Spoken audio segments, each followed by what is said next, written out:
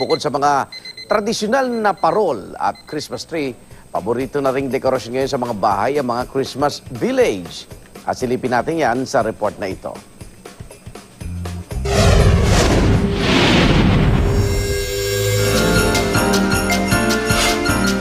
Isang engrandeng Christmas village ang itinayo ng pamilya Tayaw sa kanilang bahay sa Quezon City. 6 na taon na raw na ganito kabongga ang palamuti sa kanilang tahanan.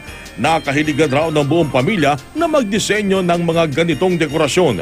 Kaya unti-unti na rin nilang pinalago ang kanilang koleksyon.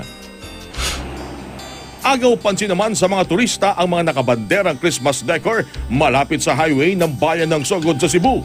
Gawa kasi ito sa mga lokal na materyales gaya ng abaka, bagon at lapakanay. Ang iba gawa naman sa balat ng mais.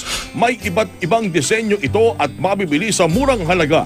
Bukod sa maganda ng palamuti, makatitipid ka pa dahil hindi ito gumagamit ng kuryente.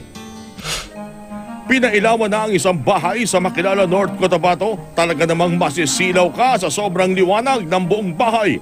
Mahigit 300 parol at libo-libong Christmas lights daw ang ginamit ng pamilya. Naging taon-taong tradisyonan ng kanilang mga kaanak at kaibigan na dumayo sa kanilang bahay tuwing gagawin ang pagpapailaw.